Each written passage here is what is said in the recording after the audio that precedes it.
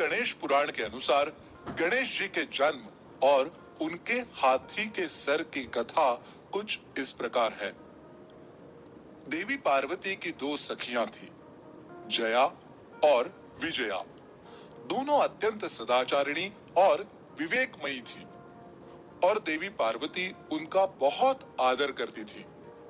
एक दिन उन सखियों ने पार्वती जी से कहा, सखी, शिवजी के इतने सारे गण हैं और आपका एक भी नहीं। आपका कम से कम एक गण तो होना चाहिए। उमा ने आश्चर्यपूर्वक कहा, क्या कह रही हो सखियों? हमारे पास करोड़ों गण हैं जो सदा हमारी आज्ञा का पालन करने के लिए तत्पर रहते हैं। फिर किसी अन्य गण की क्या आवश्यकता है? सखियों ने कहा, सभी गण महादेव के हैं, उनकी ही आज्ञा उनके लिए प्रमुख है। नंदी, भृंगी आदि सभी गण आपकी आज्ञा मानते तो हैं, पर आशुतोष भगवान की आज्ञा ही उनके लिए सर्वोपरि है। यदि आप कोई आदेश दें और शिवजी उसकी उपेक्षा करें, तो कोई भी गण आपका आदेश नहीं मानेगा। आप पूछेंगी तो अवश्य ही कोई बहाना बना दिया जाएगा। देवी पार्वती ने अपनी सखियों की बात सुनी, पर समय के साथ भूल गई। एक दिन पार्वती जी स्नान करने जा रही थी और उन्होंने नंदी को आदेश दिया कि वो द्वार पर खड़े होकर किसी को भी अंदर न आने दे। नंदी द्वार पर खड़े हो गए। उसी समय शंकर जी वहां आ पधारे और अंदर जाने लगे। नंदीश्वर ने उनको रोकते हुए कहा, स्वामी, माता अभी स्नान कर रही हैं, इसलिए आप यही ठहरने की कृपा करें। शिवजी नंदी की बात को अनसुना करके अंदर चले गए। भगवान आशुतोष को इस प्रकार अंदर आया देखकर देवी पार्वती को अपनी सखियों की बात याद आ गई। उनको समझ में आ गया कि सभी गण शिवजी के सेवक हैं और उनकी आज्ञा ही उनके लिए सर्वोपरि है। नंदी ने आज मेरी इच्छा की उपेक्षा की है।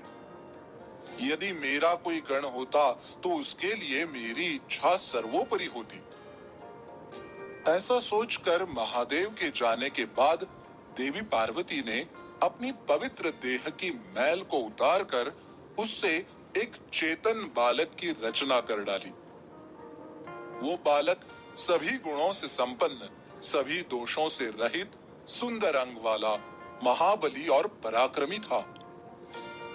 पार्वती जी ने उसे सुंदर वस्त्र और आभूषणों से सुसज्जित करते हुए कहा, वत्स, तू मेरा ही पुत्र है। मेरी देह से उत्पन्न होने के कारण तू मुझे सर्वाधिक प्रिय है। तब उस बालक ने माता पार्वती के चरणों में प्रणाम करते हुए कहा, जननी, मैं आपका ही हूं और सदा आपका ही रहूंगा और आपकी आज्ञा का पालन करूंगा। पार्वती जी बोली, पुत्र, तुम मेरी आज्ञा के अतिरिक्त किसी और की आज्ञा नहीं मानना। तुम मेरे द्वार की रक्षा करो और मेरी आज्ञा के बिना किसी को भी अंतःपुर में प्रवेश नहीं करने देना। पार्वती जी ने बालक के सर पर हाथ फेरा और उसे एक दिव्य छड़ी दे दी। वो दिव्य बालक छड़ी लेकर द्वार पर खड़ा हो गया। पार्वती जी ने अपना गण द्वार पर नियुक्त किया था, इसलिए उनको किसी के अंदर आने की चिंता नहीं थी। तभी भगवान आशुतोष वहां पधारे और द्वार पर कौन खड़ा है देखे बिना ही अंदर जाने लगे। बालक ने अपनी छड़ी आगे कर उनको रोकते हुए कहा, देव, ये माता पार्वती का भवन है। यहाँ उनकी अनुमति के बिना प्रवेश वर्जित है। आप बिना आज्ञा के कहां चले जा रहे हैं? तब भगवान चंद्रशेखर का ध्यान उस बालक पर गया और वो बोले, मूर्ख, कौन है तू? तुझे पता भी है तू किसे रोकने की चेष्टा कर रहा है? हट जा रास्ते से और मुझे अंदर जाने दे। बालक ने कहा, माता अभी स्नान कर रही है। जब वो स्नान कर वस्त्र आदि धारण कर लेगी, तब मैं उनकी आज्ञा लेकर आपको अंदर जाने दे सकता हूं। तब तक आप यही ठहर जाएं या थोड़ी देर बाद पुनः आने का कष्ट करें।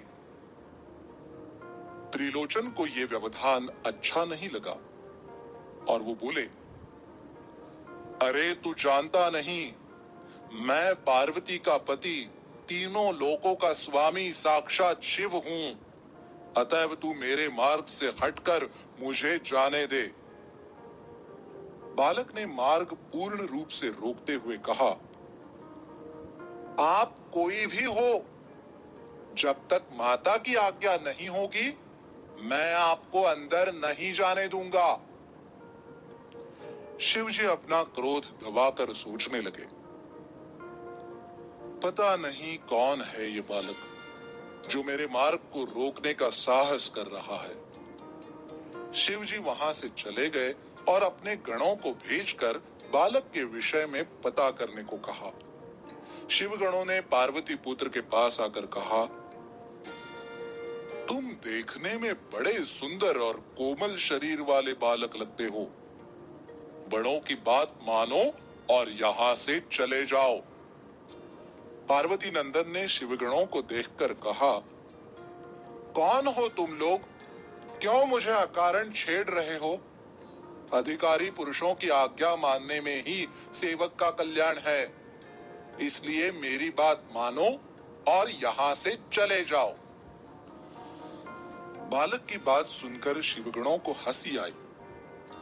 फिर वो कठोर स्वर में बोले, तुम्हारा भला इसी में है कि चुपचाप यहाँ से चले जाओ।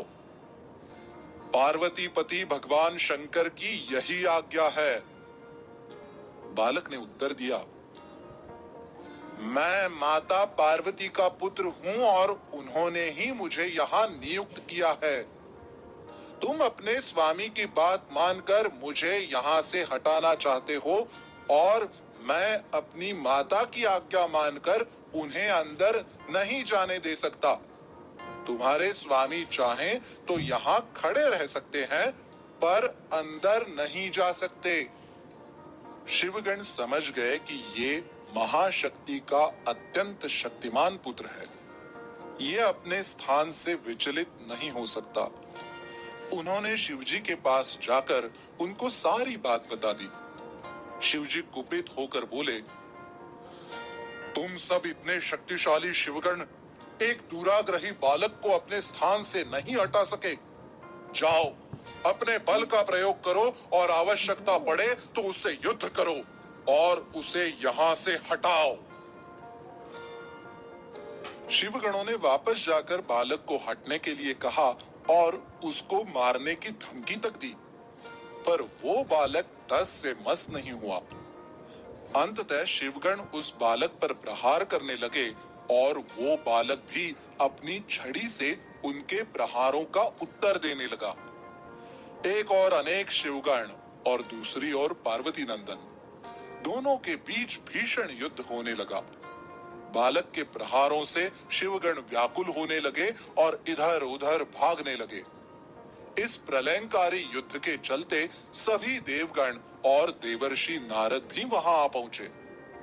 उनके पूछने पर महादेव ने उन्हें सब कुछ बता दिया कि कैसे एक बालक उनके भवन का द्वार रोके खड़ा हुआ है और किसी को अंदर नहीं जाने दे रहा।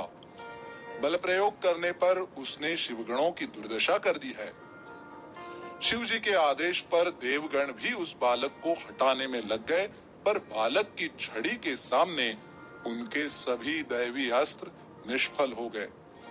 बालक के हाथों पराजित होकर सभी त्राहिमाम करते हुए वापस शिवजी के पास गए।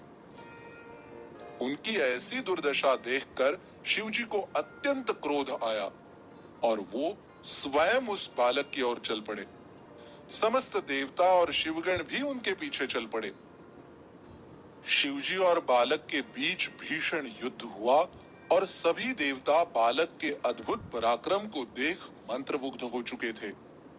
अंततः शिवजी के त्रिशूल के प्रहार से बालक का मस्तक उसके धड़ से कटकर अलग हो गया।